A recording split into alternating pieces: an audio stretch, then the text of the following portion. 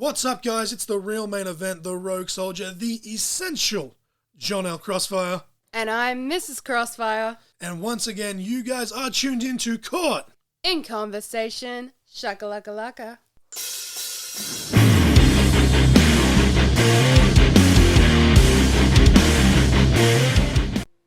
Welcome, ladies and gentlemen, to episode 75 of Caught in Conversation.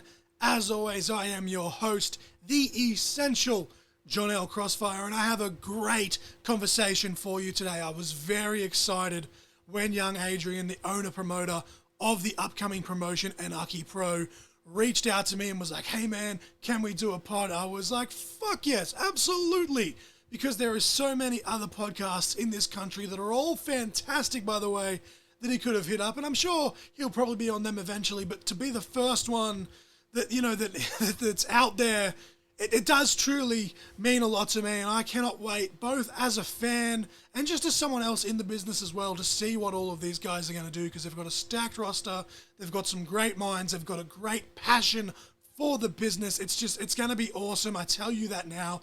Their very first show coming up in March at DMDU's 3011 Arenas. It's going to be awesome, and I cannot wait to see footage from that show, and I really hope, as I mentioned in this conversation that you're about to hear, that I can make the MXW show in January, because I would love to meet Adrian in person. Definitely open invitation for Adrian to come back on the pod, because as you're about to hear, we got distracted a few times. We're both massive nerds. We're both ADHD as fuck, so match made in heaven, or maybe even a recipe for disaster, depending on which way you're looking at it. But I enjoyed it. Adrian enjoyed it. I hope you guys enjoy it too.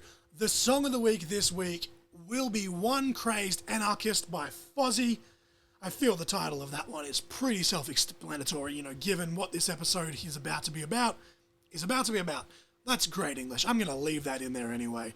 Fozzy were actually just here in Australia this past weekend as I record this, and once again, I missed out on them. This time, due to health, they are my favourite band, you know, as many people know. So I'd be lying if I said that I wasn't a little bit upset, but, you know, if that's the worst thing I've got to worry about, then, you know, I'm doing all right. There's other people out there with health and life that's a lot worse off than mine is, so no use in complaining. I'm actually sitting here at day 201 post-op as I record this intro on Tuesday, the 6th of December, and I'm kind of at a standstill in regards of my eyes, but I think in this case, no news is good news. But again, that song of the week for this week is One Crazed Anarchist by Fozzy. The match of the week this week is going to be John Cena versus Shawn Michaels at WrestleMania 23. Adrian mentions another match between these two early on in the conversation that he enjoyed, so I figured this one was appropriate. This was actually the very first WrestleMania that I ever got to see on the same day. I remember being 12 years old and watching the rerun of this after school with former guest of the show, A-Swags, back before there was spoilers all over social media. Back in my day. But yes, the match of the week this week is John Cena versus Shawn Michaels at WrestleMania 23. But without further ado, let's get straight into it. Make some noise, put your hands together for owner, promoter of Anarchy Pro Oz, Adrian.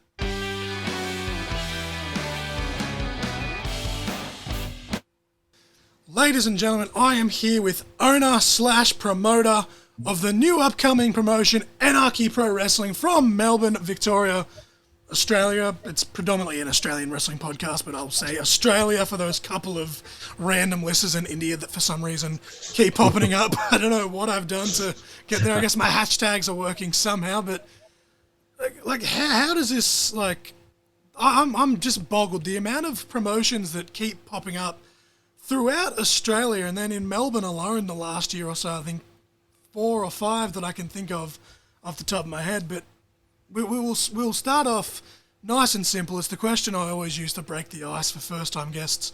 What was your earliest wrestling memory? What was your first exposure to this just insane business that for some reason we're a part of? Okay, so it was in 2008. 2008. Because I'm 18 now. I saw that when I first met you, and I was like, bro, I feel so fucking old.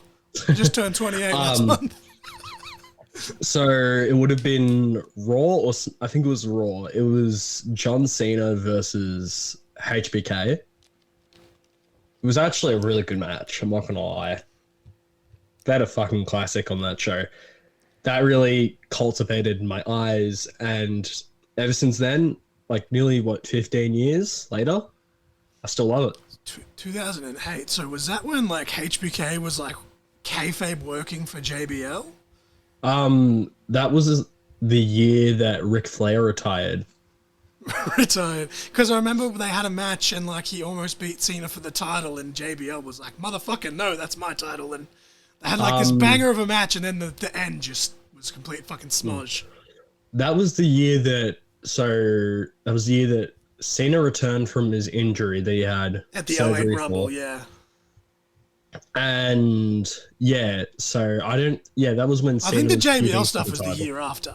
Yeah. Yeah, it would have been. But 2008, a lot of people shit on that because it was like the start of like the PG, PG. era. But there's a lot of good shit in that year. Like even, I think it was around SummerSlam time-ish of that year where they went full-blown PG. But that whole year into 09 and even like early 2010, severely underrated in my opinion. Exactly, I completely agree. So what then, from seeing John Cena versus HBK, then tickles your fancy to, hey, I want to be into this? And then is there a certain moment that says, because for me, like as a wrestler, it was like, oh, I want to do this when I see Edge spear Jeff Hardy at WrestleMania, and then I see Edge and Eddie Guerrero, and I'm like, no, I don't. I'm gonna do this. So was there a certain moment that made you just think, I'm gonna be a part of the business? I want to be a part of the business. Was it always as a promoter, or did you ever want to be like a wrestler or a manager to begin with? Yeah, I did want to be a wrestler, but I was like, nah, that's not the best idea. I don't think I'd be a better fit for that. I think I'd prefer to be, but on-screen character-wise, like ring announcer, GM, but behind the scenes as a booker, promoter, all that sort of stuff. Honestly, I love telling stories. So, like, cultivating stories like how Shawn Michaels retired. Yes. And we'll just pretend he never came out of retirement, but yeah. I hope that $3 million was worth it. yes. That storyline was one of the big moments where I was like, yeah, this is fucking cool. As well as the old WWE SmackDown games, or SmackDown versus Raw games. Yes. I loved the Road to WrestleMania storylines because they're so unique that they couldn't work on TV, but they could work on the games. Which some of them were like better than TV though. Like there's exactly, yeah. Like the United Kingdom stable in I think WWE 12. For years, people were pushing WWE to make that a real thing because it left such an impact, and it's like, how kudos to the writers.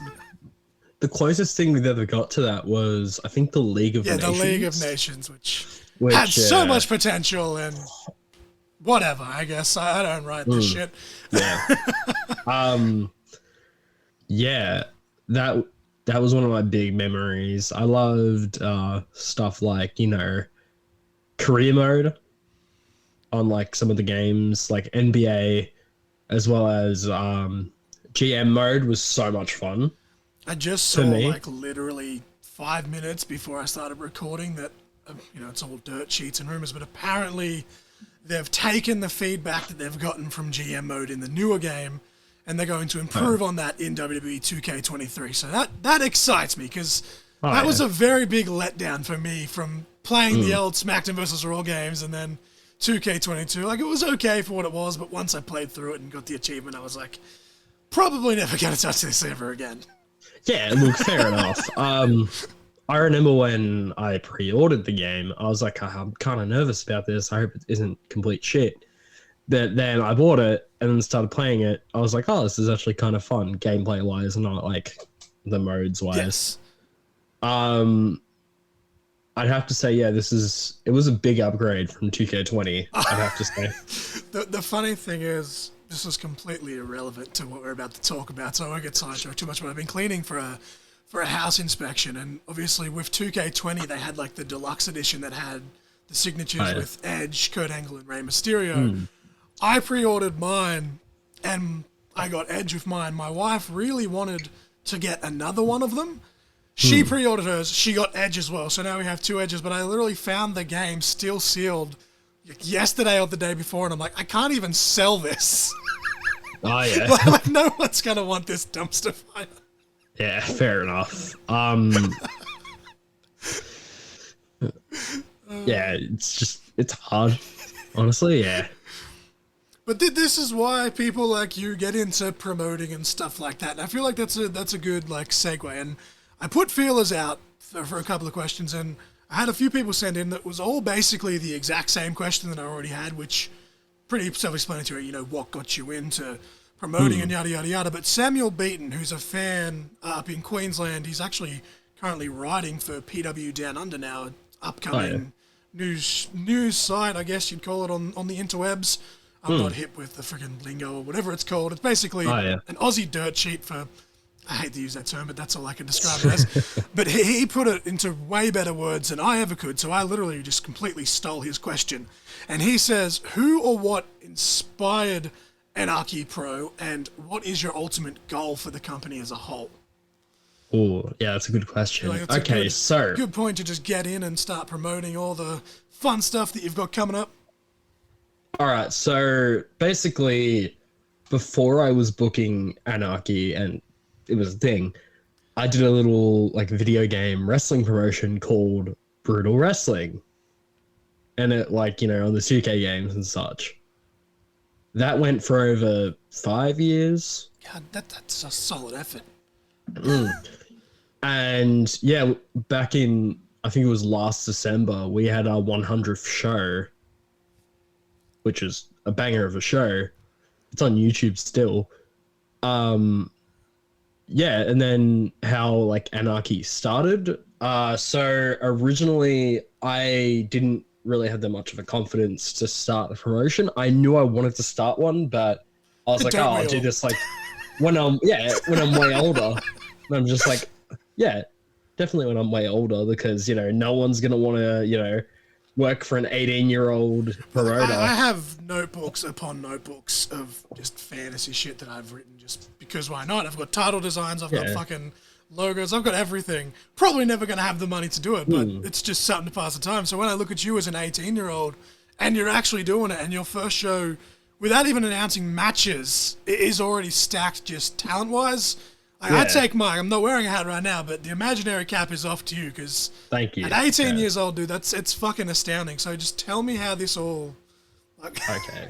So, this all started about a week after I turned 18.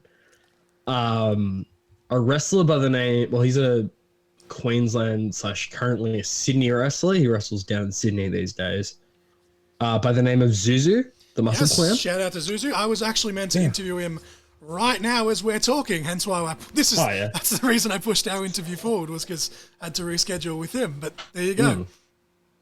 He contacted me saying, hey, I've got this little backyard sort of thing that I want to do, wrestling show.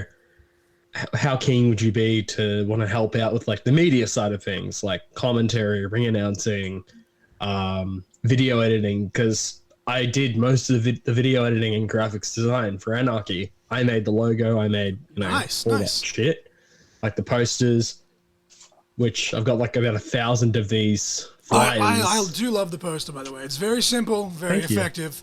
Don't want to go like too crazy for a first show, and I think you've hit the nail on the head of, boom, here's our people, here's your tickets. Yeah. Originally, I was thinking, this poster's a bit too crowded, but I was like, that's too late.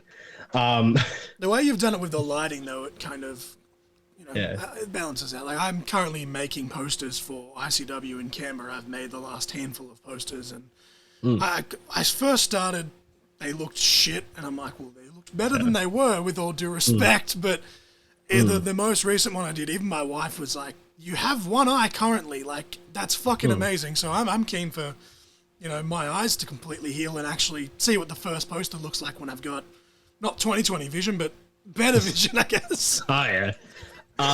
Yeah, it's the same with me, because I've been making like graphics and posters and all that shit since before I started Brutal as like, out of boredom.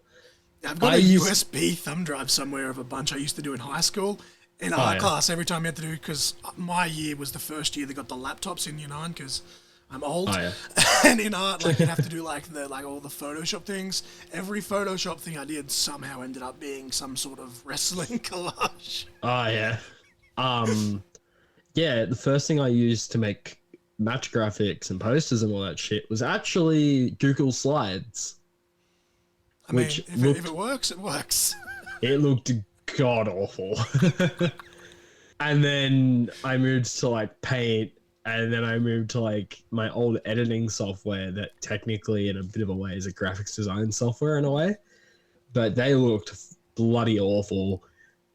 But then just this year I've moved to like Photoshop and such, which, I'm a fast learner, and I regret not learning Photoshop sooner because my graphics have improved by a lot. Now back to how Anarchy was formed. My apologies, I'm ADHD. This podcast is going to do this for the next hour. My bad. Hey, don't worry, I'm ADHD too, so it's all good. So basically, a month goes by. We're in about July, I want to say. Zuzu contacts me again and says, "Hey, how keen would you be to do like an all family friendly show?" Right? And I was like, "Yeah, I'm interested." And he said, "Want to make Brutal a real thing, like IRL?" You're just like, fucking obviously. I said, "Yeah, obviously I do, but I don't want to keep the same name because, that's got its own thing associated with it. I don't want people comparing it. I don't want to bring video games to life or like, shit like that." Yeah. Because in a lot of people's words, I've started a promotion the right way or made the transition a right way. And then from there I actually mainly was doing all the ideas because he brought me in to do the booking, speak to all the Melbourne talent because we were going to run it in Melbourne. Yes. And I was talking to him about the venue wise. We were going to run it it's not really small. It's a suburb of Melbourne called Tarneit. There's a venue up there that used to have like shows all the time there, called Hotel 520. It's actually a pretty good venue for that sort of stuff. But we ended up, after Zuzu left the project, Joel Bateman contacted me because originally when I first announced Anarchy, Zuzu was involved, he'd left.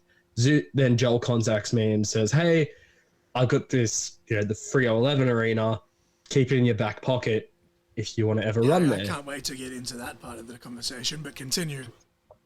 And I was like, "Yeah, 100%, I'd love to." And then Zuzu leaves the project. I'm like to Joel, let me know how much, what I have to do to actually get a booking here and actually book a show here. Because, it's a whole bundle sort of deal, like ring, lighting, audio, drinks, canteen, all that stuff. Yeah. Yes, I've seen the many facets behind the scenes of wrestling shows, and for some reason it still hasn't deterred me yet, but... Yeah. Yeah, because we were originally going to rent DMD's ring for the show. But I was like, yeah, we were already going to use it anyway. So I was like, because, lighting, ring hire, venue hire, all that stuff, that's expensive. So I was just like, all right, for the first show, let's just run this venue. It looks good. It's promising. I trust Joel a lot. And yeah, so I was completely interested. This has been in the works since about August/June, like July-ish. Is this going to be the first show that takes place in DMDU's new 3011 arena? I'm not sure. We're one of them. I know that online it's the first show that's been announced, at least, for that arena. Yeah. So far that I know, it's probably going to be maybe the first or second show. Or at least be one of the first. But that's kind of cool that you're the first one that have announced that, hey, this is where it's happening. considering, you know, the fundraiser and all that's only just ended. Yeah. Yeah, so I think we might be the second show, because if you've seen from DMDU's fundraiser sort of thing that they have their Poor Decisions 2 show as a part of it. Yes. So I reckon that will probably be the first show, because probably for the best. And yeah, so that's what's going to happen. The match card that I put together for the first show is sick, and I cannot wait to announce it. I just got to get a little bit of videos and such done, and then bang, we'll be announcing it pretty soon. That's the one thing I hate about doing posters. I'm forever messaging wrestlers. I'm like, you're complaining that I'm using your old photo. Send me your new photos. Send me this. Yeah. Send me that. Yeah, thankfully with the talent that I'm working with, they're extremely supportive.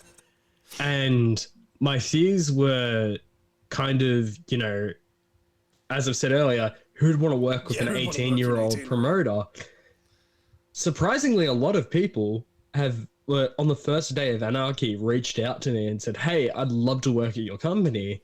Let me know what the first date is. Like, Kid Valiant, for example. Yes. Me and him have known each other for what? Next year it'll be 6 years. It's a pretty solid amount of time when you think about it, especially in wrestling. Like, a year in wrestling is like 10 years in real life. Yeah. Yeah, so basically, me and him, we've known each other for a while. We always used to work together on back when Brutal was a thing. And I knew him before he debuted as Kid Valiant, Melbourne's Masked Marvel. He's one of my best friends, and I can't wait to, like, you know, have this first show, because it's just going to be utterly sick. And we've got a bunch of surprises, like, lined up for it. Oh, nice. We've got a bunch of people involved that, you know, really have a passion for wrestling and all this stuff in general. And it's honestly been extremely overwhelming. For the first day that we announced Anarchy, it was just crazy to me how much support we got. Well, I think that comes back to what you said, again, you know, using air quotes on an audio podcast, but you've done it the right way. So I think it's kind of, it looks more professional, therefore it does look more promising, and hopefully for your benefit, it does become more promising. But you just look at the poster alone. You've got 3 names that are known all over Australia. You've got Joel Bateman, who I will never stop singing his praises. I think even he's probably sick of hearing me sing his praises at this point. You've got Tali, who has recently located to Melbourne and has continued to do success. You've had the Australian sensation Craven, who I've actually had the privilege of learning from, and I've said multiple times on this podcast that, with all due respect to anyone that I've done stuff with, that one seminar I did with Craven was still more insightful than anything I've ever had the chance to do. So I'm forever appreciative of that. And then you mentioned Kid Valiant. Yeah, he's been around only been around for a couple of years, but those couple of years, he has already cemented himself as a name around the entire country. And then you've got some guys who I've been keeping my eye on, like a Lucky James or a Robbie Parker, a Shaq from MXW. Yeah. Honestly, like a bunch of talent that we've got. For example, I'm just placing the poster right in front of me so I don't miss anyone. Like talent like Jason Crash. Yes. Fantastic talent. I've been watching him wrestle since I think 2018 as like a fan, and he's fantastic. I've slowly been catching up on the APW shows on YouTube, and he's one that for sure stands out to me. He seems to just keep getting better and better every time I see him as well, which is always a good thing.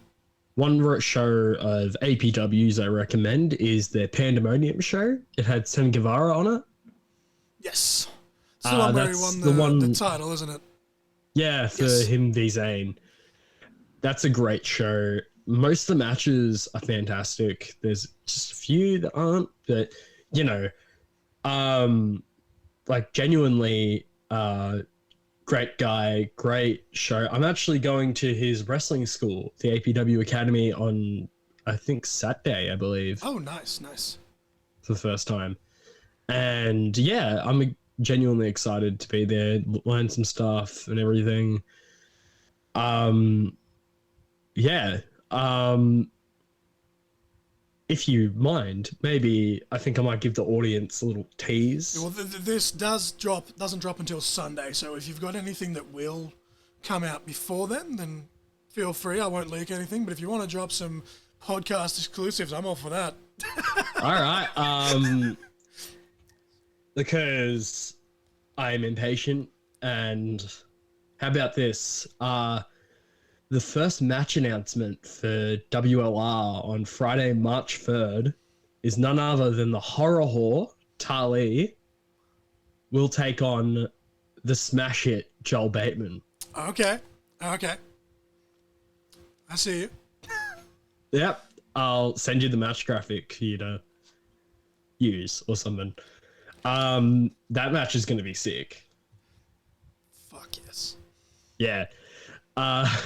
Yeah, it's going to be a fantastic One match in particular that I had actually have spoken to Joel about that's on one of my fantasy cards, because like I used to just write like, I think I've used to write like fantasy WWE cards and everything like as a kid. Yeah. But as I've, been around the business, I've like started doing them like a realistic, with quotation marks, feel. And one of those matches that I've booked is Joel Bateman versus Craven. So if we can get that happening at some point, that'd be pretty dope.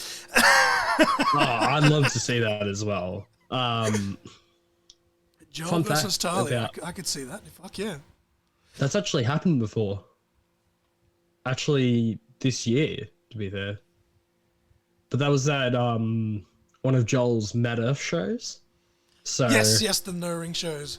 Yeah. I think Jordan Sampson is the current Mad Earth champion. Yes. Yeah, he won that against Mad Dog, I believe, in their tournament back in August. Yes. I need to catch up on DMGU shows. They've literally revealed the canvas with my logo, and I'm like fucking 4 or 5 shows behind. If that's including the ICW shows, but yeah, I need to catch up. Yeah, fair enough. Yeah, so I'm genuinely excited for that match. That's going to be one of the big selling points of my show. Yeah, it was actually one of the first matches like confirmed for the show behind the scenes. Yes. So yeah, I can't wait to see Joel Bateman wrestle, I think, Ashak in January. Yes, I'm. I don't even know if I'm allowed to say it, but I said it on the last podcast, or the one before that, one of the two. But I have been offered to do play-by-play for that show. I'm just, travel pending due to medical bills and all the fun stuff. But I'm really hoping I can get down to that show, because there's so many great guys and girls just a part of all of that. Like the main event, Richie Taylor coming out of retirement.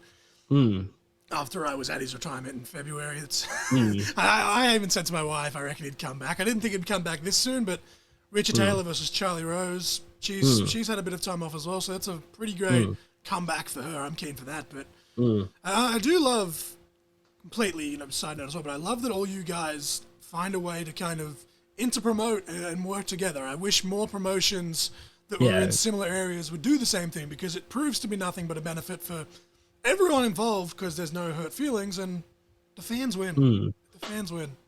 Yeah. Like Richie Taylor is one of the best wrestlers in this country, and I will never say otherwise. Yeah. Have you seen his match against Robbie Eagles from a few years back? Yeah, it was such a good match. I was so jealous of everyone that got to see it live. When Richie first announced that he was retiring, Robbie was kind of teasing him and was like, "Nah, I'll bring you out of retirement." But he's already come out of retirement, so maybe we'll get that rematch sooner than later now anyway. Maybe Adrian can book it for a future Anarchy show. Yeah, definitely. It's interesting that you mention Tali versus Joel Bateman. So obviously you're a very big supporter of intergender wrestling, which I love that. The only argument really seems to be is that it's not believable, and to that I say, shut the fuck up. You've had dead people and monsters and whatever, but so does this mean you're not going to have, like, or should say, what type of like divisions are you going to have? Are you going to have championships and stuff in the future, or? We might be having a title in the future. But we've already confirmed, I think this was from the beginning, that we we don't believe in intergender wrestling. We believe in it just being wrestling. Yes, that's a fantastic way to look at it. But And mainly divisions wise, we'd have singles and tag. Yep. At the moment, we wouldn't, personally for me, because we are running a family friendly show, I don't think it's the best idea to have death matches on like a show. a hardcore championship or something. That's fair enough. Yeah. I'm thinking if we were to have a gimmick title, I think it would be like a light heavyweight or cruiserweight title, because I'm a big fan of the WCW light heavyweight title. I've always been drawn to like the X Division style or the Zero G style they call it in the UK, where it's that style, but it's anyone at any weight. If you can do it, then fucking have at it. Yeah, but I'd say if we were to do like that sort of death match sort of thing, it'd be more storyline based than like just spontaneously happening every month just to do a death match. Well, I think that's why I need to catch up on TV, because I'm a very big, defender of deathmatch wrestling. The amount of times that I've seen online where the moment people see deathmatch, if they've got that mindset that it's like, this is trash, they can't work, and I'm like, well, Joel Bateman's one of the best fucking wrestlers that I know, let alone deathmatch wrestlers. It's just... Yeah. But no, I see what you mean. I very much would prefer the payoff. But if I'm in the mood and I'm watching DMDU for what it is, then obviously I can appreciate it for that. But no, I agree with you there. If I was to be running shows or whatever, it's definitely... that's why I hate, like in WWE, I'm glad Triple H is finally getting rid of the Hell in a Cell pay-per-view. Yeah, and these like two are feuding. Chamber. It's Hell in a Cell time. Let's just put them in the cell. Fucking why? Yeah. I feel like for me, it's the same thing about Elimination Chamber, Money in the Bank. What other gimmick pay-per-views do they have? Money in the Bank was the only one that I was okay with them having a separate thing for, was because they introduced the men's and the women's, and then they used to have the Raw and the SmackDown before they had the women's. But now they've got WrestleMania as 2 nights. You could do one on each. I agree 100%. They should do that. I don't mind Royal Rumble because, it's like... I mean, that's my favorite pay-per-view. Like, if a bad Rumble happens, it's still a Rumble. I'm sure there's going to be some fun in there at some point. Yeah.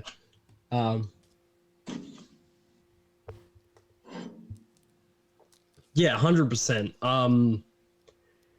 For me, if we did, because Anarchy is only going to run once every 3 months, 3-ish months. That's not too bad though. Like you can still build an online presence and stuff in the meantime. Yeah. I'm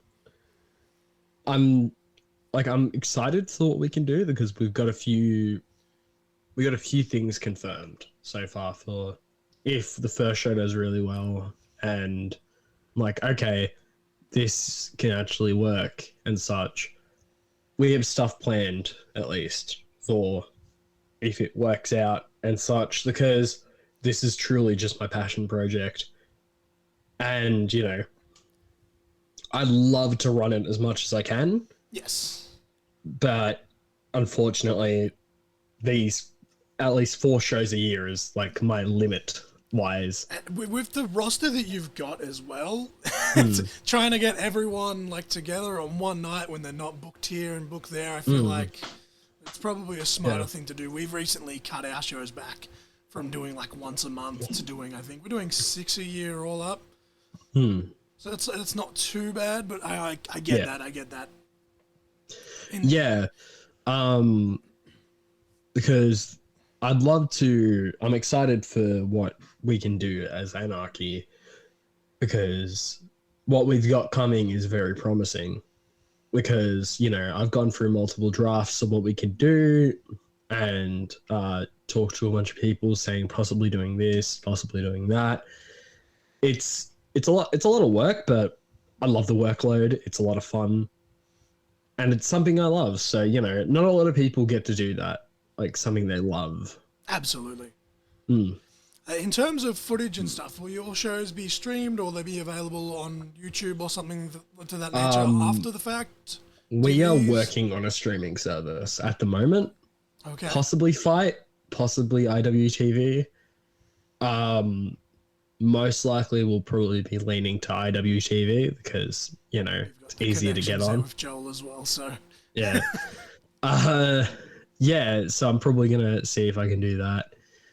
I reckon when we do a show, we'll release one match on YouTube for free it'll probably be like the opening match because I think the opening match of a show is just as important as the main event. in some aspects, the opening match can be more important. Because if Yeah. you have a rotten opening match, then Yeah. you want to hope the main event can, wipe the taste out of the mouth, sort of thing. Yeah. Like, I think that because we've got a banger of an opener that'll be announced soon, which has happened. It's happened before, but, it's, both the people that's in that match or not just both, maybe all of the people in that match have a lot of chemistry and they'll be, able to really give us a banger of a match. So honestly, yeah. We'll also dabble in like scramble matches, for example, because I think they're great for building stars. Because, every company has a limited spots on their show to put people over. So with these scramble matches, we got enough time for everyone to give everyone their moment. I'm a very big fan of the scramble matches because, let's face it, a lot of people, they're old school minded and they don't like the modern style of wrestling because these young kids are killing the business. Jen Cornette. I love the way that in modern wrestling the scramble is used because a lot of the times it is, just, hey, get your shit in, brother. But as you say, it's everyone. They're getting some ring time. They're getting a shine. Yeah. Maybe one or two of them can do something here or there in one match that stands above the rest, but that formula can continue show after show. And again, as you said, you want them on the show. You don't know where to put them. Yeah, they're just a body in some aspects, but it's all in the execution at the same time. Yeah. Look at me speaking like I've actually ran a show, but Yeah. I look at the way a card is built, and I've been asked many times for my opinions by multiple bookers, hey, where should I put this guy? Fucking, okay, make that a fucking four-way now. Who gives a shit? Someone didn't show up. These two need opponents. Chuck them over here. Like, just, they're on the card. Let them do their thing. If it works, it works. And if it doesn't, try again. Yeah. Scrambles are fantastic and they're great opportunities as well as like multi-people, like tag matches. They're great to everyone gets their moment. And I think that going back to what we were talking about opening match wise, because I've been to shows that their opening match has been absolutely god awful. It just leaves a bad taste in your mouth, and especially if you're on the show as a ring announcer or a commentator or something, and you're just like, fuck, now I've got to do my job and try and cover for it, which it's fine, that's your job, do it, but it's just like, if I'm sitting there as part of the company going, ooh, what are the people on the other side of the barricade thinking? Like, Yeah. I remember I went to a show. This match wasn't the opening match, but it was on the first half of the show that I remember. And it was a 70-year-old man wrestling a manager in a hardcore match with a special guest referee. And the stipulation was, if the 70-year-old wins, the manager has to cancel his lawsuit on the company. I mean, look, the storyline is there. You've got me invested in the storyline. Yeah. Why is there a lawsuit? I need to know, but wow. The match was god awful. Just as obviously because the 70-year-old is like, he's been wrestling for like 50 years at that point. He's retired like 8 times. No bump clause in my contract, brother. Yeah, he's literally the promoter of the company, so which was even funnier. This is why I like, though, sorry to cut you off, I like that you, as someone, you've got it in your bio, you scream into a microphone. I like the idea that you're not an active competitor, whether it's owner, booker, whatever. I don't like the idea of having active people in any sort of position of power for that exact same reason. And I've had so many people like say, oh, like, you know, when you, if you run a show, would you book one here or book one there? And I'm like, fuck, bro, this is all hypothetical. I don't know shit. And they're like, oh, well, who would you book and who would you wrestle? And I'm like, no one. Like, I would, I'd probably bring my gear, but rule of thumb, I would hate to wrestle on my own show. Put me on the commentary desk so I can watch everything and see how people react to everything. I'm like, I never ever want to be in that position where it's like, oh, you're booking yourself on top or you're abusing your power. Even as a heel owner kind of thing, that's been done to death. So I'm like, I love that you're not on the outside looking in, but you're not an active competitor, so you can't really go, oh, well, I'm going to do this and I'm going to do this. It's no, we're here for everyone, and I'm then going to do my job behind the microphone or whatever it is to push it over the line sort of thing. Yeah, exactly.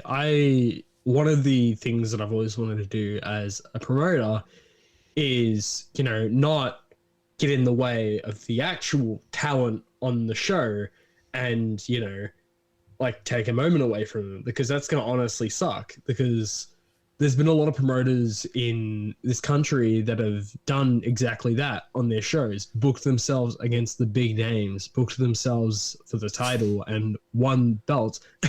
I'm not going to name him. There's one currently doing it now that they've become the new version of someone else, but same thing. You bring over international talent just to put yourself over. It's like, look, it looks good on your resume, but when, you know, the people in the big companies find out that you booked it yourself, it's not as impressive, is it? Yeah. But I mean, like, at the end of the day, if the fans are happy, who the fuck am I to judge? They're the promoter, you do what you do. Adrian's going to do what he does with Anarchy. Yeah, like, I'm 100% against booking yourself on shows, especially booking yourself on a big, like, platform like that. Even booking yourself with the main title. A promoter in Sydney has done that how many fucking times? Like 16, 17 in the last 23 years this company has existed? 2019, early 2020, just before COVID, is kind of a controversial name now, but Marty Skrull, he had fans on social media going, why are you making yourself look like shit when you're the booker? And he's like, because if I did it the other way, you'd then complain that I'm making myself champion. It's like, I guess, if for some reason you're the owner or the booker or whatever, and the fans have reacted to you, and by pure circumstance, it's like, okay, well, fuck, give the fans what they want, that's fine. But 9 out of 10 times, it's just, let me book my owner's sister's brother's hamster as the fucking world champion. Yeah. Yeah, there's like, same with like some bookers in Australia. They've booked their siblings to, like, you know, be their big name or be their big, you know what. Like, I think I agree. If the person is talented, I can see a difference, but, you know, it's few and far between with those cases, though. Yeah, there's a few that I can think of right now, but there's some that I can't think of because, you know, they're not talented. They're just, you know, not honest. There's promotions like all around the world. Sorry to cut you off. That do the same thing though. They want to be Vince McMahon, or I guess Tony Khan now, or Eric Bischoff, or whatever, if you look back at WCW. But you look at someone like Wrestling Revolver, Sami Callihan's promotion. Yeah. He could probably put the world title on him, and no one would bat an eye. But he still doesn't. He literally does like once little appearances, and 9 out of 10 times it's just to get the crowd to pop when they get back from intermission. Yeah. Like, I think that if a promoter like wants a moment on his shows, don't put it in the final edit of like when you're putting the show online.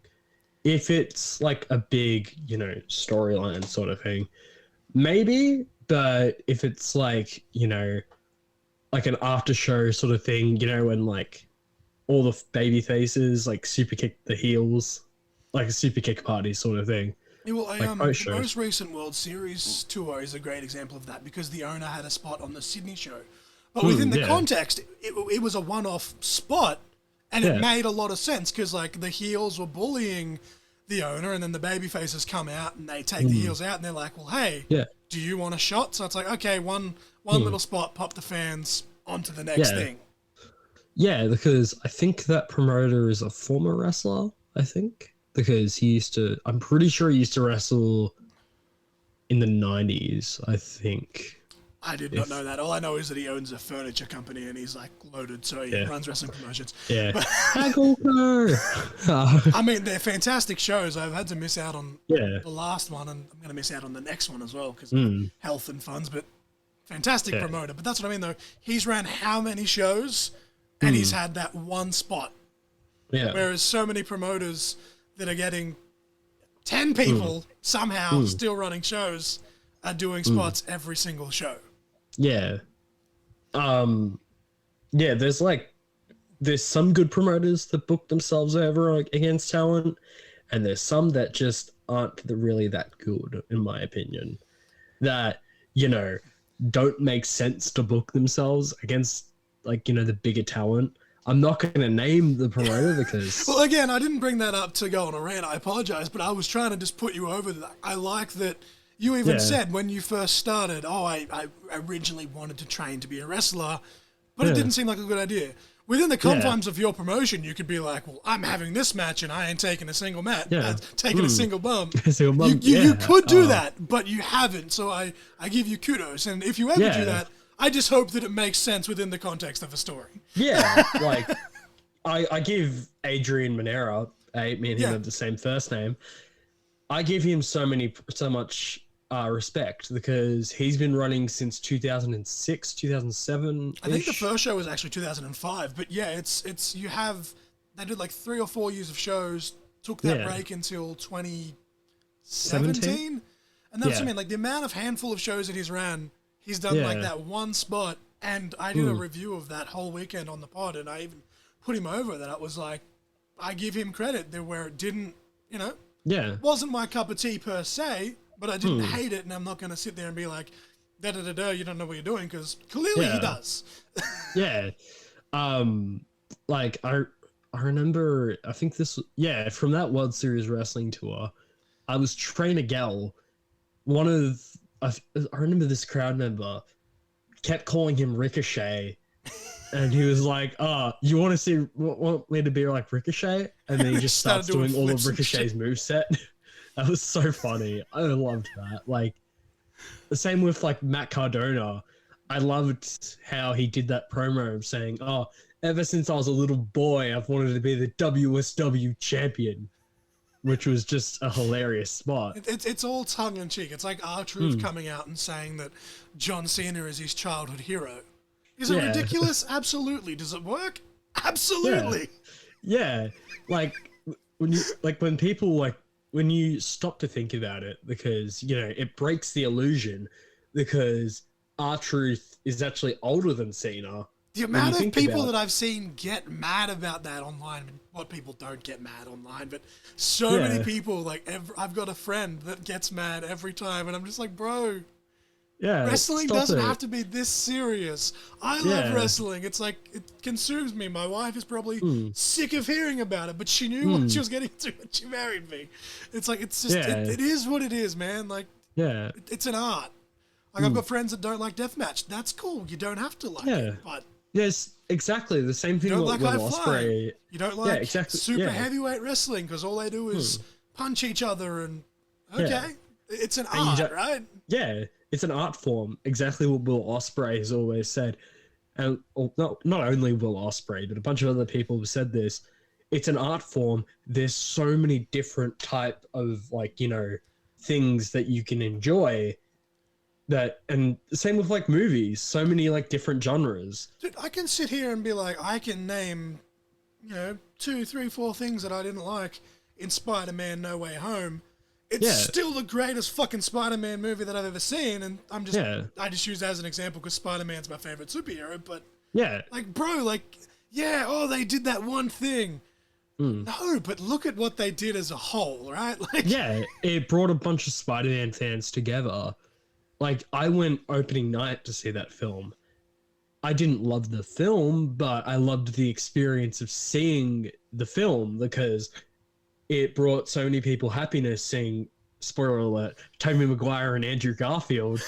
So I didn't see that until I was able to get it on DVD. Actually, I bought it on Blu-ray, but IGN within the first week were posting shit. And, like, it was obvious they were going to be in it, but still watching it and like building up and like, okay, when are they going to come? When are they going to come? And they pop out. And it's like, yay! It's literally like watching a wrestling match because I'm like, oh, is it? Yes! And then it like goes back down, and then the next one comes out. Yeah.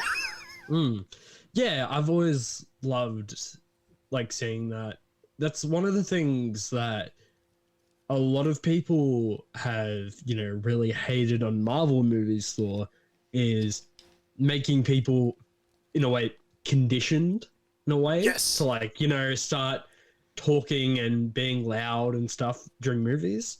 Because I remember seeing Multiverse of Madness and oh no, it wasn't Multiverse of Madness. I think it was the Batman, or it was one of the DC films that came out, probably DC League of Super Pets, when The Rock's character like came up on screen. All these kids just started screaming and all that stuff. And I was like, what the fuck? This is basically Secret Life of Pets as a joke. And yeah, and like they just started like screaming at every possible second, like a Marvel movie. And I'm just like, really? But I think that's a good point, though, because at the end of the day, those movies, as much as I still haven't seen that one, but I do actually have it on my bucket list just because I'm a fucking man-child. That there's catered to the child audience. It's the same as wrestling. It's catered to all different types of audiences. If you're going to sit here and shit on this, then bro, there's like 2, 3, 4 other different forms that you can go watch that surely one, if not more of them, will cater to your tastes. Yeah, exactly. I feel like I've just turned this into a whole rant fest, and I apologize because I rant about don't worry. all of these stuffs on multiple episodes, and I just want people to appreciate wrestling for wrestling. You don't have to like it, but Jesus. Yeah. I think it can be a bit annoying with all that sort of stuff with like Marvel movies, and where it's mainly, I believe it's mainly the Marvel movies where like people are just being loud and obnoxious in like movie theaters, which can suck at times, but it's still people appreciating a bit of art, which, it can be that, but Bringing it back on track somewhat, I hope. I do apologize. That literally, I was literally just trying to put you over for not just being a fucking mark for yourself as a promoter. Oh, dude, I'm a massive somehow mark. went into Spider-Man and Marvel. Literally, the music I go out to is Final Countdown. Yes. I like this, though, because that means that once we get past this, there's definitely going to be room for many, many more of these episodes, because my wife won't be home until like 4:30, so I could sit here all day and just like nerd the fuck out. Yes. Spider-Man set Lego right there, and all of my pops right there, and then like my belts and such. I was going to turn my laptop and show you the ones that I currently have, but it's actually abysmal because most of mine have literally been in boxes for like the last 5 years, because I've moved 2 or 3 times, and then where I am now with my wife, I've got no room for them, and now running out of room in the bedroom now out here as well, so let's hope we get a bigger house whenever we actually move. Bringing it back on track, I received an anonymous question, wink wink, that says, why is Lockie James your favourite professional wrestler? Is he? Oh, that little shit.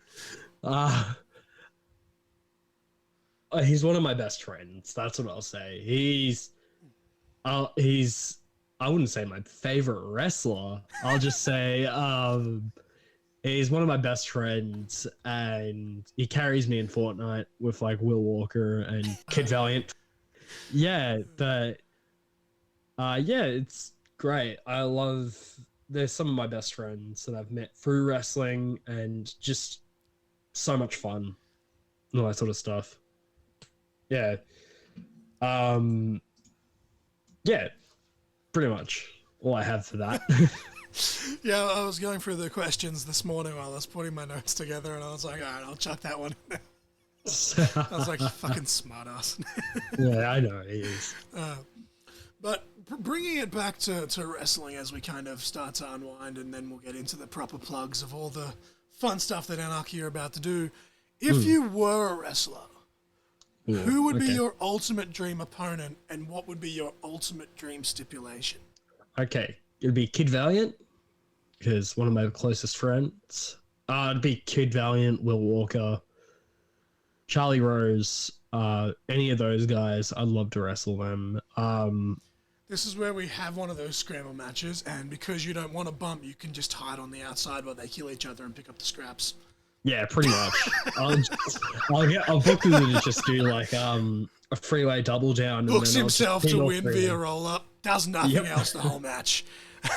I'll hit him with my Winged Eagle or my ECW belt down there. That'll be how they unveil the Anarchy Pro world title. Just bang! Oh, that's a beautiful belt. Oh, now it's broken.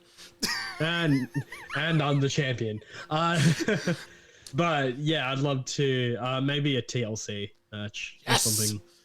That is like, I already wanted to try as hard as I could to get to this MXW show in January. I know we're here to promote Anarchy in March, but I was trying really hard. But the moment they announced that triple threat TLC tag, and they were using like some of the footage from like, you know, the OG ones to hype it up, I was like, bro, like that's my whole heart and soul. Like that is literally what got me into this business. And I'm just like, oh, I need to see the carnage up close. Like that's my ultimate dream, is just like, I'm fat, probably shouldn't be climbing a ladder, but put me in a TLC match somewhere, please.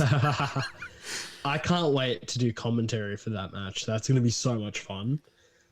I'll be on the commentary desk for MXW, slamming the Sham. So hopefully we can get there, because clearly from what I'm gathering in this podcast, we're both ADHD as fuck, and there's already some sort of chemistry, hence all the ranting. So if you can be like the Jerry the King Lawler to my Jim Ross, then we're all good. You might have to calm me down for a few seconds, because I might shoot on some people. But other than that, that'd be so much fun. I did a show recently with Suplex GM Tim and, you know, Kayfabe brother, we're feuding on screen. Good guy. It's a wrestling podcast. But I said to him before the show, I'm like, you're going to be the Paul Heyman to my Jim Ross. Like, you're just going to shit on everything. Yeah. But I'd love to. Yeah. If we flip that question, where if you look at it from a promoter, now I'm not saying, you know, give away potential spoilers, but if Anarchy had like an unlimited budget, wouldn't that be the fucking dream? And you could book any wrestler and book any stipulation, what match would you book? Okay. I'd love to bring over Matt Hayter, 100%, because he costs a lot. He's a fantastic wrestler though. I remember my wife, she saw him on like an Instagram clip or something, and she's like, "Who is this guy?" She's like, "He's such a dick, but I love it." And then she's then watched some of the DMDU shows with me that he's been on, and she's like, "This dude's fucking awesome!" Like, yeah, like I remember seeing him. The stuff with him and Tali as well was beautifully done. Like I saw him at the DMDU War Games show back in June. He was fantastic and such a nice guy just to talk to and everything. Yeah, just a fantastic person in general. I'd love to see him more in Melbourne, because hopefully when Renegades of Wrestling comes back next year, I hope to see him back. And that'd be great. They've done some great stuff too in their very short time on the scene as well. Yeah, and it doesn't even feel like a short time, because it feels like something that we've seen before, which has been better, a lot better, because, you know, it's kind of obvious, because it feels like... I've put them over a couple of times, and look at Chris Fresh, Mikey J. We all know where they used to be and what they've done, so there's going to be some elements of it that seem familiar, but it's good, and there's a reason. Yeah. It just has that magic touch. I don't know if that sounds like really cheesy and cliche, but they are a fantastic team together. Yeah.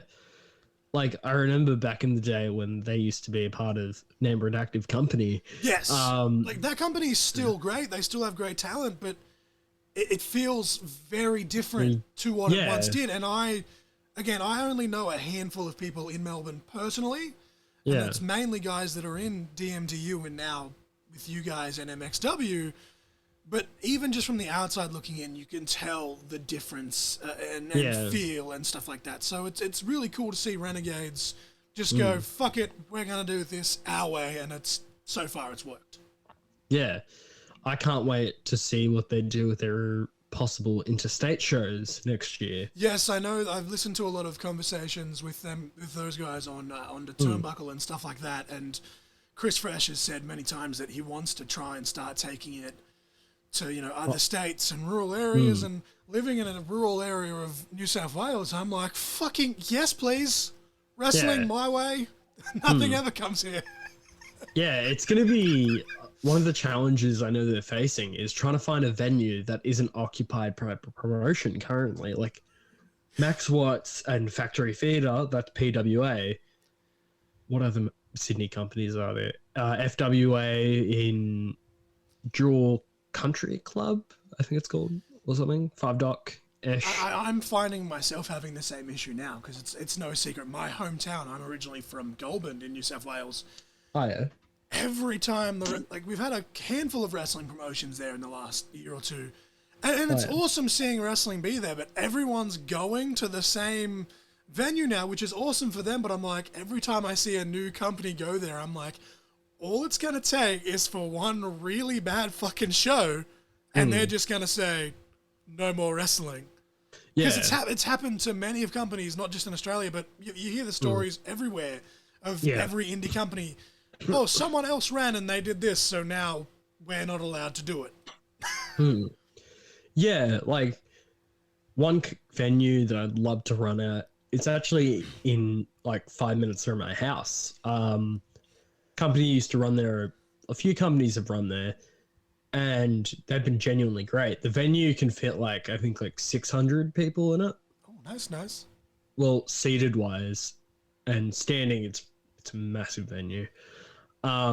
It's called the Italian Sports Club of Werribee, and one of my goals would be to run Anarchy there because it would fit well. We can fit as many people as we want to, and tickets that'd be a lot of tickets to sell. And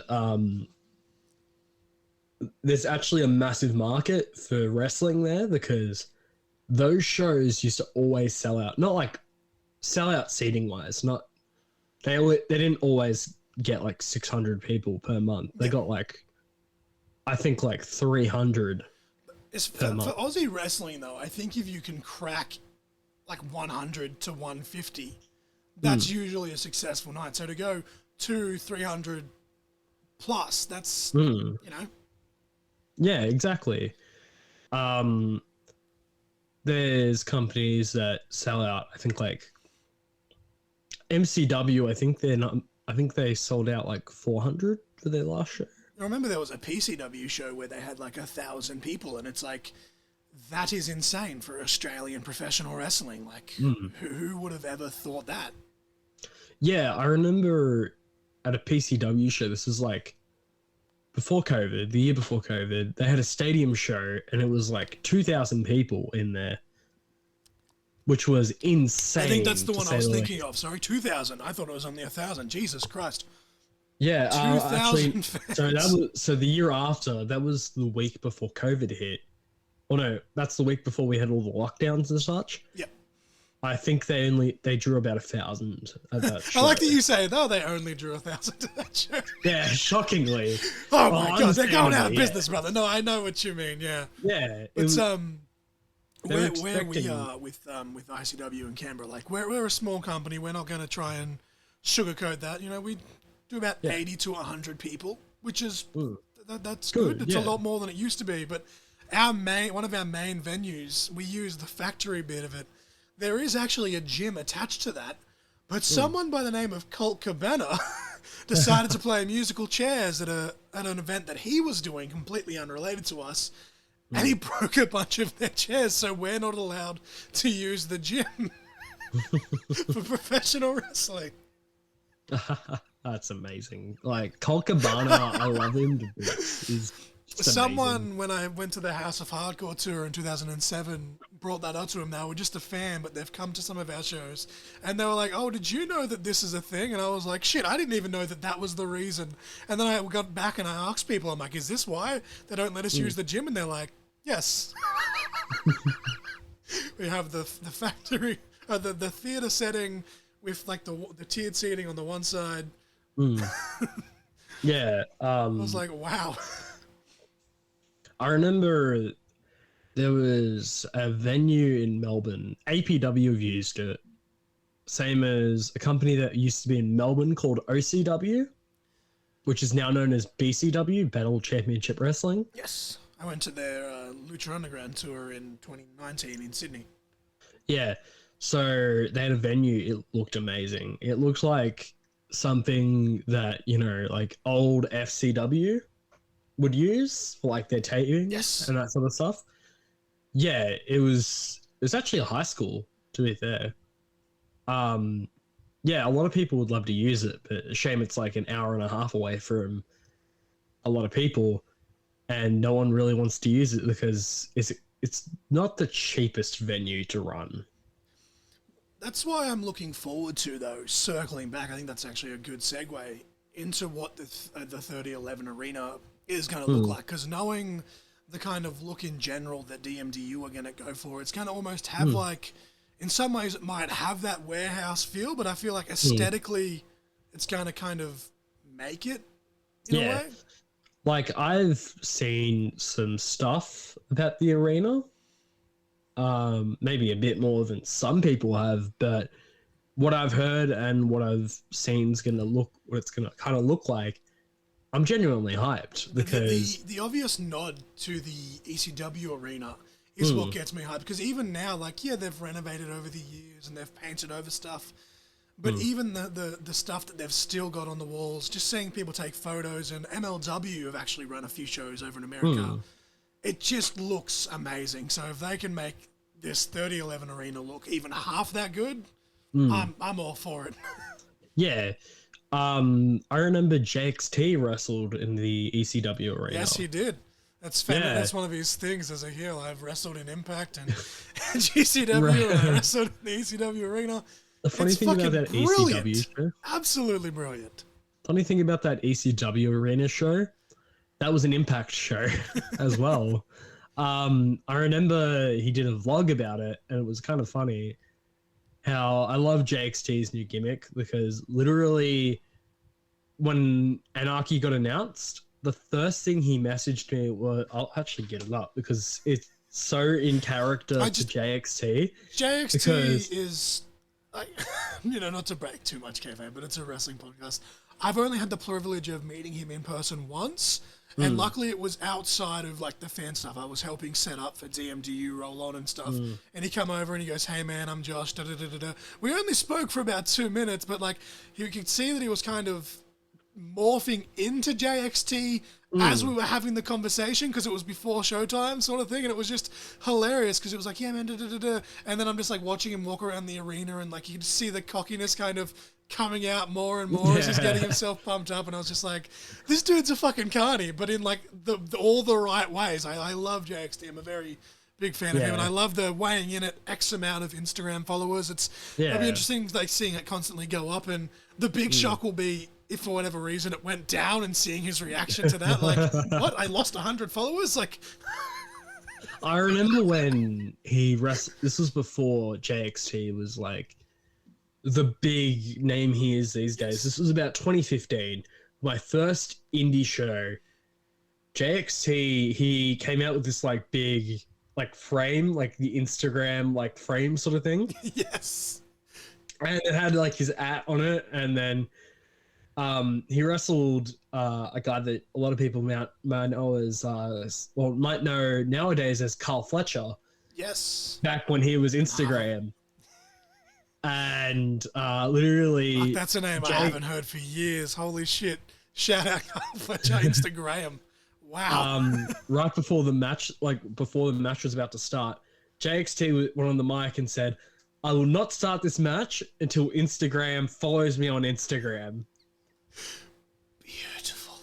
The match is on YouTube currently. Search up JXT versus Instagram. I'm probably going to go watch that after I do this. Literally, it's such a funny match. If it's still on YouTube, I might even make that my match of the week for the episode that just drops on. It's actually in separate parts, so okay. But it's still a good watch. I'd recommend it. But I just love that he gives me Mr. Kennedy vibes when he used to be weighing in at 243. That's right, I lost 2.5 pounds. And it's just I just love that because with JXT, obviously the numbers may go up, they may go down depending on bots or whatever. Yeah, I love how one of the ring announcers at DMDU, he said, but most of them are probably Russian bots. I think they've mentioned that on commentary on a couple of the shows as well. Yeah, this is so basically this DM is completely in character for JXT. He wrote, "The AJ Rush era has begun." If you don't know, AJ Rush is what I used to be called back when I did Brutal and that shit. And he's like, everyone's asking, who's Adrian Casa that's booking Anarchy Pro? And I just say, show some respect to the AJ fucking Rush. That's so in character for JXT. I love it. When I got that message and first read it, I was just like, this is amazing. Literally, as you're reading that, I can hear his voice in my head, and I'm just finger click J. The J stick. J X T. Yes. It's absolutely hilarious. How JXT has such an amazing character. And literally, he made that character from what promotions used to actually call him an arrogant, egotistical prick. So he embraced that and turned it into a gimmick, which from the start of DMDU, from the first show, when we first saw him use it, it was fantastic. The whole blacklisted thing it's fucking tremendous. Yeah, absolutely. Exactly. I'm never ever gonna be anywhere in the caliber of a performer of JXT, but I had the same thing very early on. I was exposed to the politics, and I put a kibosh to that. I was like, fuck that shit. No, not happening. And I got branded within my first 2, maybe 3 years of, oh, you're difficult to work with. You're a rookie, but you have an ego. So then I released a t-shirt that says not ego, just fact. And yeah, because I don't play the bullshit. So I'm like, this is what it is. But yes, JXT has taken that, times it by about 1,000 and just embraced it. And I fucking love every second of it. Yeah. He's just fantastic. The same with talents like Matt Hayter. He's ever since I think he started using the ego gimmick back in 2018. His growth throughout when he started wrestling to now is amazing. He went from, because I remember his first interstate match. It was actually in Melbourne at APW. No, it wasn't at Melbourne. Was it? I don't know. It wasn't at APW. It was at DMDU, I believe. Yeah, and he's just such a great wrestler, and he's grown so much that makes a lot of promoters want to touch him, and that sounds wrong. Want to use him on their shows. Yes. He's completely worth everything. I think same with. Sorry, I didn't mean to cut you off, but I think that brings it back full circle to literally how this conversation started. Was there was a story that you were invested in between Shawn Michaels and John Cena and yada yada yada. All these guys we're mentioning, JXT, Matt Hayter, fantastic in ring. No one's ever going to dispute that. But their character work and the amount of effort that they put into that, I hate using characters because I know that You know, they're just kind of extensions of themselves to an extent, but they're just highlighting certain aspects. But the amount of work that they put into the character aspects to put towards the psychology to then intertwine with all the ring stuff, it's just, it's magical. Yeah. Like, I think some of the best, as you said, character work in Melbourne has to be, I'd say, Sicko Smacks, aka Jeremy Smacks. You know what's funny is I've never actually watched him wrestle, but I have watched I don't know how many promos from him on social media and the like. Yeah. Like, he can... Like, I'm following him on social media just because of his promos. Like, back when he did Sicko Smacks, he was so intimidating. He had, like, the most intimidating entrance in Melbourne wrestling for the time, because basically it's kind of like the lights would go out in sync to his music, and then when the beat would drop, he'd have, like, a little mask that he'd wear on top of his other mask, and he'd be like, he'd have his head back like that, and then be like, and then have, like, the slicked long blonde hair like I do. And that was a part of his character that he used, and it worked completely to a T. The same with, like, the Band of Brothers, back when that was a faction with Cowan Butcher, Smacks, Mike Chaos, Bo Bowman. That had a lot of great character work, had a great feel to it, that it made people feel like, okay, this is a good bit of product that we want to invest in these people. I've got somewhere around here that the one of Smacks's, like, merch drops that he had from back in the day, which was really genuinely sick. It was like a VHS, had, like, a bunch of trading cards, Nice, an 8x10. Nice. And had a shirt in it. It actually was called Smacks. I think it was Smacks World Massacre. And it has, like, Texas Chainsaw Massacre and all that stuff. Nice. Which was really cool. And, like, Smacks, in my opinion, he's one of the best graphics designers in Australia, in my opinion, because he's done a lot of really good work. And yeah, like Aiden Miller, for example, he is both great as a face as he is as a heel. Aiden Miller has great comedic timing. Like, I know a lot of people are going to hate me for using this name that I'm about to mention, but Nick Berry, for example, had the best character work. The unit. Big sexy unit. Like, have you seen his match at Wrestle Rock against Xena? I have not, no. Basically, this is when he won the FWA belt off Xena at an FWA show a bit ago, and he was a fantastic transitional champion. He held it from, like, August to about December, defended it once. Like, his whole thing was, like, trying to hit on Xena, calling it her my sweet baby girl, and grabbing, like, a bunch of stuff out of his Bez dispenser, aka his fanny pack. Like, that's some great character work. As well as, like, you know, Rat Daddy. I love Rat Daddy. Rat Daddy is absolutely fantastic. Like, that's what I like about wrestling as well. You get different types of characters, because there are some wrestlers that are just the same. Like, the same bland baby face. There's a few wrestlers in Melbourne at a certain company that are the exact same as other face wrestlers. They don't have anything really much different, but when they were handled differently by different management, they were different. Yes. Like the Brat Pack, for example. They were footy boys. They had the coward punch. They had everything. Like, they had a lot of great material, but the gimmick didn't work as baby faces. It worked as heels. There's exactly the same with some workers. They're fantastic heels, but terrible baby faces. Like, when you get exposed to something for so long, that's the thing. Like, so when you get exposed to something for so long, it gets, like, something you're used to. The same with, like, one wrestler working face at a certain company and the rest he's working heel. Yes. That's something that I think promotions should work together on, having this like cross promotional sort of thing. I think in this, especially in this stage with social media, and it's something that Yeah. I've been subject to myself in certain promotions where it's like, bro, I've turned heel and face in your promotion 3 times, and I've been on 5 shows.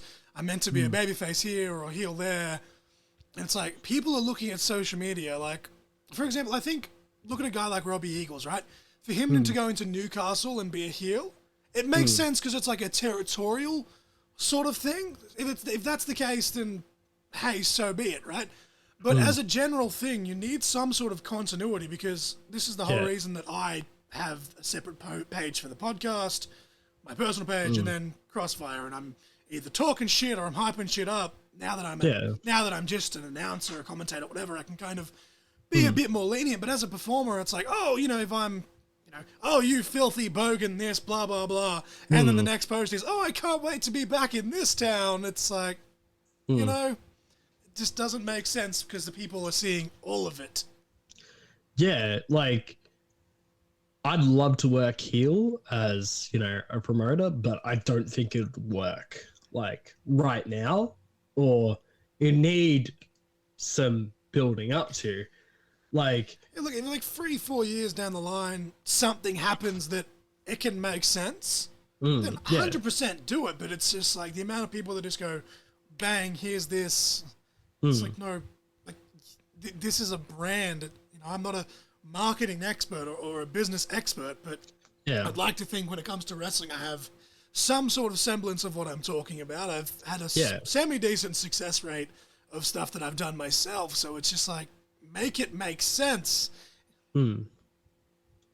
Yeah, like, I think there are some companies that do the exact same thing where it's like, you're a heel some shows, then you're a babyface this one show, and then you go back to being a heel this other show. Especially if like this one company, they ran different towns, but for a certain amount of time, they ran the same town for like 5 or 6 months. And they switched constantly back and forth, and it just didn't really work. No, I feel that. There's a promotion that I try not to mention on this podcast because honestly, fuck them. But I literally went in to their first show, babyface, came out of babyface. I went into the next one, came in as a babyface, turned heel at the end of the show, somehow entered the show after that as a babyface, just to turn heel again, and then it basically continued of heel face. I did like 6 shows, I think, all up. And I just kept turning. And the thing that pissed me off the most, in a way, was the fans were with me. They were cheering or booing, depending on what I was doing. And I'm like, you're lucky that I somehow managed to make this work, because this is the stupidest shit that I've ever fucking done. Yeah. Like, my thing about, going back to what I said earlier about how some people working heel works for them better than working as a babyface. I'll give you an example. In Melbourne, there was a manager by the name of Lord Mark Williamson. Yes. He was one of the co-runners of Underworld Wrestling when that was the thing. He had this whole like gimmick where he was like, he's going to be wrestling in India for the Mirage City Wrestling. And basically, it was going on saying "fuck Gino Gambino" and such, which was hilarious. But here's the thing: all the some of the wrestlers and people thought it was real. Like, it was so good, people thought it was real, and he was like, "No, it's a fucking work," which is funny, but it's. Like, he's fantastic at what he does. He's a great heel. Great on the mic. Great everything. I remember he had a match, and it was a fantastic payoff to a great story. When he got, I think... he wrestled Crackerjack, and it was like a death match. It looked gruesome, especially for him being a manager. And he's been, at that point, managing for 10, 15 years. Fuck. Under the Australian scene. He's extremely well respected, and understandably so. Yeah, I remember that, and that was just fantastic how he was great with character work. he was very entertaining as a douchebag announcer slash managerial figure.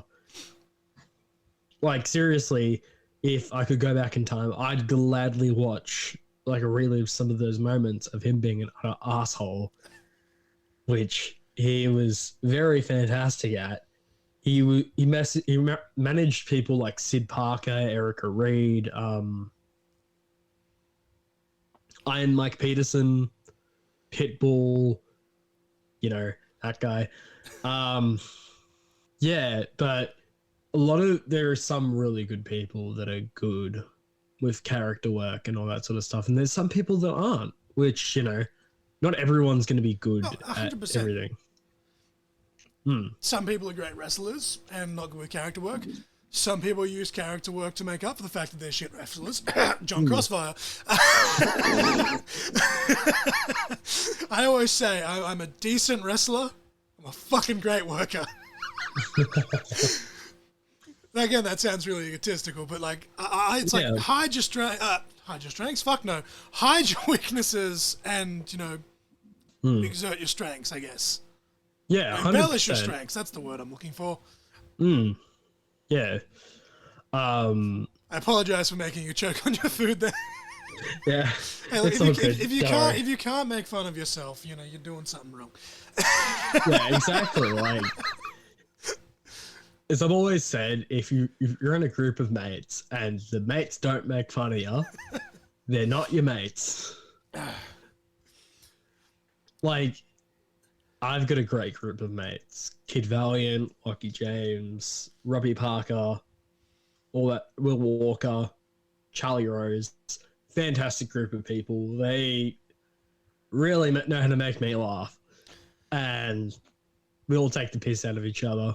Even just from the outside, seeing all like the social media banter between you guys, I'm just like, fuck yes. Yeah. It just reminds me of me and like my friends. We do the exact same thing.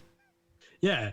Like, I think like ever since I started playing Fortnite with those guys, it's just so much fun. It makes like, friendships more better and that sort of stuff. Especially them carrying me on Fortnite. Yeah, I don't do the Fortnite. I'm terrible at shooting games in general. Like, I love playing like COD and stuff like that when I do like the campaigns. Oh, yeah. You get me on multiplayer, you're gonna get cussed out, and then it's gonna be a case of I'm sorry for what I said when I was hungry. Yeah. Yeah, it's just fantastic, and like I cannot wait for all the projects that we've got with MXW, Anarchy, DMDU coming up, APW, sure, VPW coming up, and I can't wait to work on all that stuff. And sound like a crack record, but it's refreshing, even from an outsider point of view. Like, I guess I'm technically part of the MXW family now, but for the most part, my name's on the DMDU canvas, but VPW and stuff like that, I don't really know anything of outside of some of the workers there. So looking at it from the outside, it's just refreshing seeing all you guys work together, and I can't wait to see what that has, in the long term, because they're all, even DMDU, still very much in their infancy to an extent, which is crazy to think about when you look at it. But after having a pandemic and everything seems much longer anyway. But watching MXW now morph to their first official show. Like, I know they did the Horsham show, but their first official show, and now what we're here to talk about realistically, Anarchy. First show, you mentioned we've got that Joel Bateman-Tali match. I'm expecting the rest of the matches to be just as much on par, if not more, even with a lot of the younger guys that you've mentioned. Like, I know for a fact that Kid Valiant versus Craven, if you want some high flying, that's a match there. Like, I'm looking at the people that you've got on the roster, seeing Robbie Parker, who you've mentioned. As I said, I'm a very big fan of him. I messaged him the other day just to put him over. I'm like, look, I know that I'm just a random dude. My opinion probably don't mean shit, but I'm digging what you're doing. Seeing him work with someone like a Joel or someone to kind of help him along and further. Like, there's so much room for growth in every aspect, and it's very refreshing to see. And I always say, maybe it's me being naive, but I always say the more wrestling is the best wrestling. Yeah. And it does get to the point where, there's so much content that I fall behind. But if that's the only problem I've got, you guys are doing something right. Yeah, fair enough. There's a lot of promotions, unfortunately, in the Sydney area or in New South Wales in general that you kind of look at and you hear the names and you kind of just go, ugh. Yeah. Whereas all of these promotions in Victoria or in Melbourne, even your newer ones, you say them and you're like, oh, cool. Like, what's this? This is cool. Yeah. One thing that I think other states sort of need is something unique promotion-wise, because different states have different pro wrestling formulas to how they work. Like Sydney, they're very more on the comedy side of it, with that sort of stuff. Sometimes some Melbourne people, they think, oh, it's a bit ridiculous, but some people, I think that more states, we need to actually let in some of the different styles of wrestling more often, because Melbourne, we have pretty much nearly every style. We've got an inch of comedy.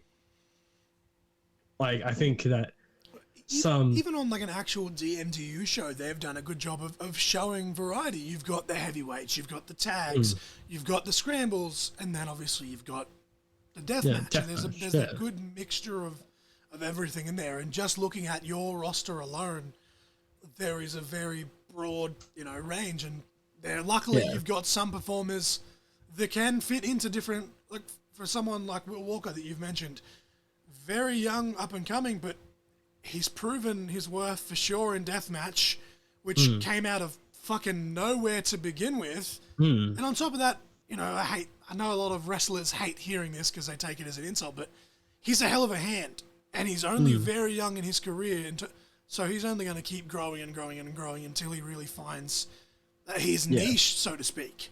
Yeah. The funny thing you say about that is because I believe Will Walker has been wrestling for nearly 5 years. Yeah, sounds about that, because I think he started training roughly, I don't know where the extra vowel came in there. 2017, 2016. Yes, I started training officially in early 2017, and he was around the same time as me, so I've been kind of loosely watching him grow via social media, and then obviously, being in DMDUs where I've really seen him start to skyrocket. Yeah, I remember before DMDU and that sort of stuff, he mainly wrestled at PCW and the King of Colac shows with sketch and that sort of stuff. And I'm so proud of him with how much he's grown, and who knows, there's going to be some amazing stuff in the future for Will Walker, 100%. It was kind of funny because I've never actually met him, but one of my, before I started wrestling on my video games and all that, my character was always the sensational Leslie Johns, because my middle name's Leslie. That's where the L comes in John L. Crossfire.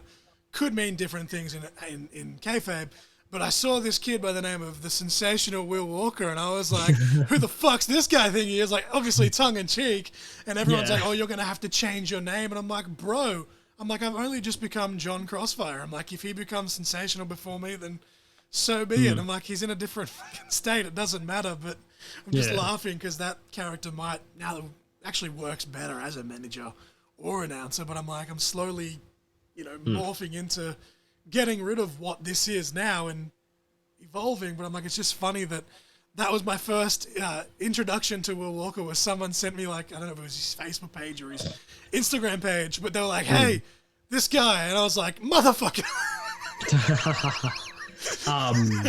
I reckon Will, one of his biggest strengths, other than wrestling wise, has to be his promos, because he's very entertaining to watch, especially with the from up fuck off gimmick, which, especially with the Damn Do You Dream promo he did, where he's from up fuck off go cats. Yes.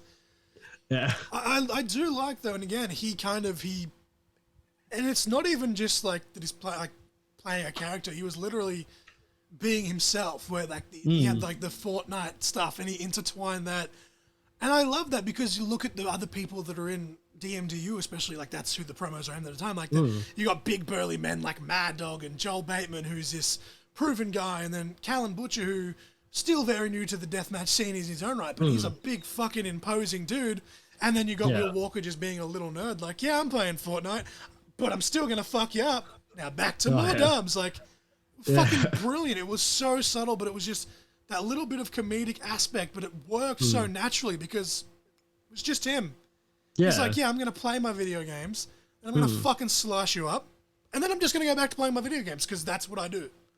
Like, I just loved it was almost some serial killer type shit when you think about it. Like, I love Will as a wrestler and a character and a friend is just fantastic. Will... He's very hardworking, and he's been putting the work in at the APW Academy down in Melbourne. Yes. And I can't wait to see where he goes. Even like Charlie Rose, for example, she hasn't wrestled that much this year, but you know, in 2023, I reckon it's going to be their year to actually, put on some hell of a matches. There's some great stuff lined up for MXW and Anarchy, especially Richie Taylor. Yes. We've been in talks with some parts about for Charlie Rose, especially we got some great stuff coming up for Craven. We'll be seeing him more in Melbourne next year. Because I believe in March it'll be his first time in Melbourne for the first time, I think, in 4 or 5 years. Because the last time he wrestled in Melbourne was against Aiden Miller back in APW. Because I think Craven's wrestled 3 times in Melbourne. 1 time at a PCW show. The second time at an APW show against Jason Crash. And then Aiden Miller. Yeah. Fantastic wrestler. Aiden Miller is just, as I've said earlier, a fantastic wrestler. But even again, that's another one there that you mentioned. You got Craven versus Will Walker. How much would Will learn from working with Craven? And then the fact that I believe he would be able to hang with someone like that as well, that establishes him even further. But it's funny you mentioned Charlie Rose because, she recently was announced for that match with Richie Taylor. Just today, as I was about to record this interview, I saw that she posted that little clip of her versus Tali from Renegades. Like, even that's a match 100% you could run back in Anarchy. You have so much depth, and I feel like I'm repeating myself here every time someone new is mentioned, but it's just there's so much stuff that's potentially on the horizon, and obviously everything that you do have on the horizon that you've got to unfortunately keep to yourself before it's announced to everyone else. But I cannot wait to see it, just as a fan, but to even have you reach out and be like, hey man, can I talk on the podcast? I'm like, I'm just a dude. This isn't like an on the turnbuckle or a shooting the shit or faces and feels. I'll put all of those podcasts well above anything I do, or even Wrestle Radio Australia with Todd Eastman. Like, I'm just a dude that sits in his room, sits in a room and talks into front of a microphone because no one else will listen. Yeah, that's all good. But but as we start to unwind here before we go into the actual plugs, the last question I always ask, it's always a non-wrestling question, just kind of like to end it on like a little fun fact. I try to tailor them as much as I can to my guests. Unfortunately, I don't really know you this well, so this question literally popped in my head this morning while I was in the shower dancing and singing to whatever I was listening to. But what is, Adrian, owner promoter of Anarchy Pro Wrestling, what is your go-to karaoke song?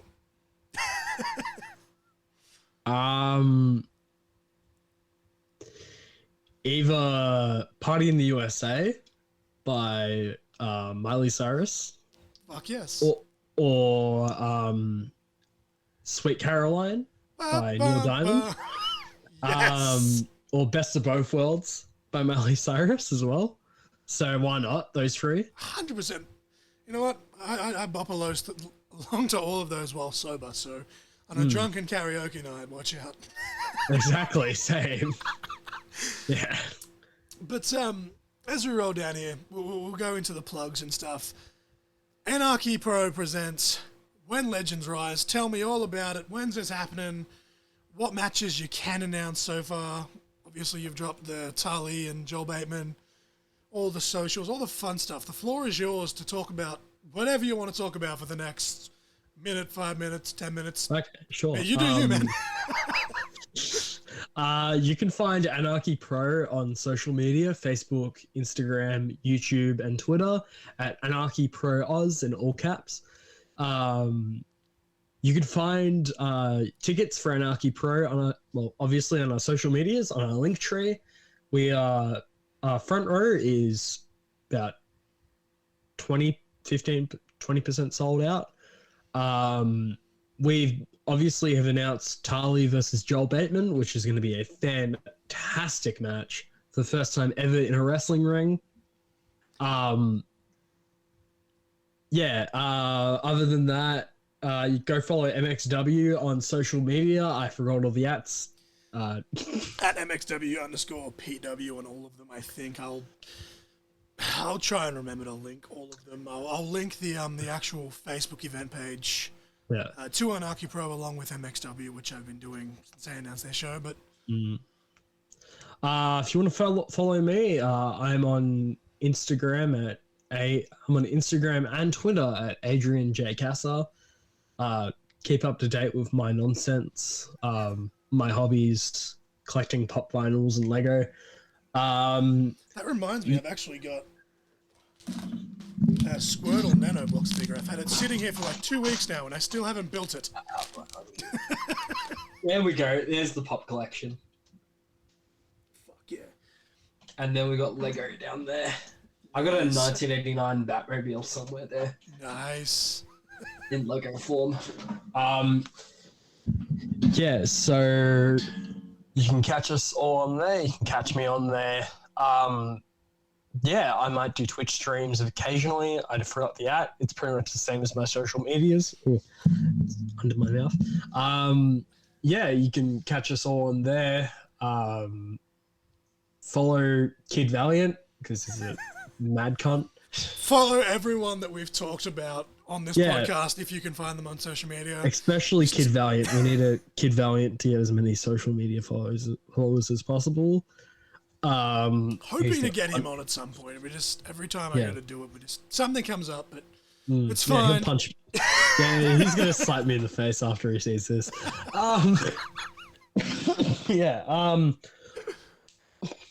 So you can follow us all on those social medias.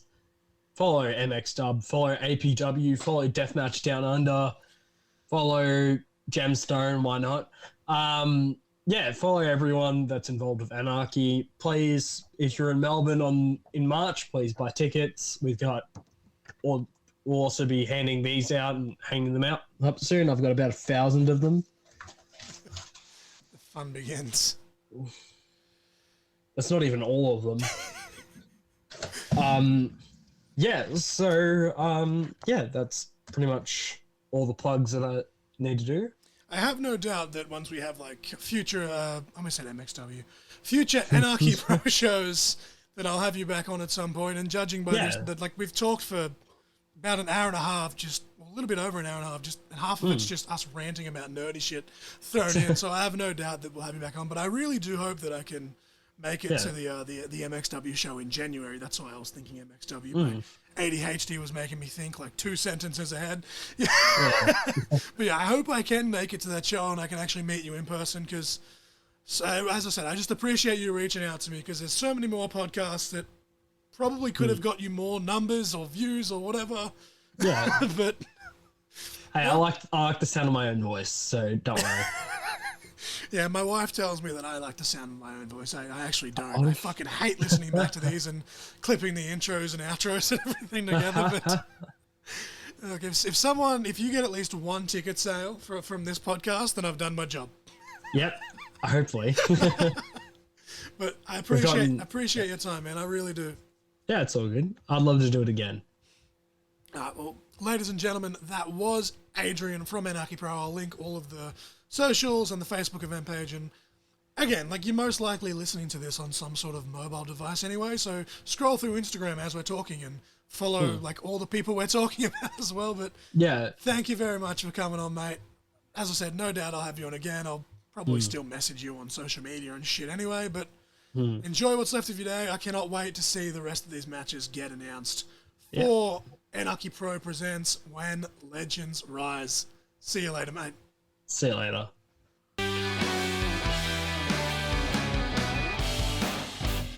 All right, ladies and gentlemen, as I said, the conversation was all over the place. We nerded out, but I feel like we got our message across. And once again, cracked record Crossfire over here. I do appreciate, and I thank Adrian for coming on.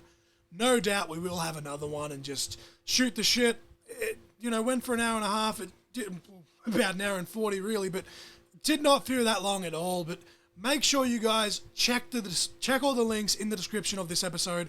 It's going to have all your info for all the socials for Anarchy, the link to the event page, all the MXW links as well. Of course, the ICW show all fired up in February. And then all of my socials and my Pro Wrestling Tee store and my Amazon wish list, if for whatever reason you are so inclined in this Christmas season. I am still selling some wrestling merchandise that you can look at it on my Instagram. You can hit me up if you're interested. We got some bills to pay. So if you know a guy that knows a guy that knows a guy that knows a guy that knows a guy, as always, hit me up.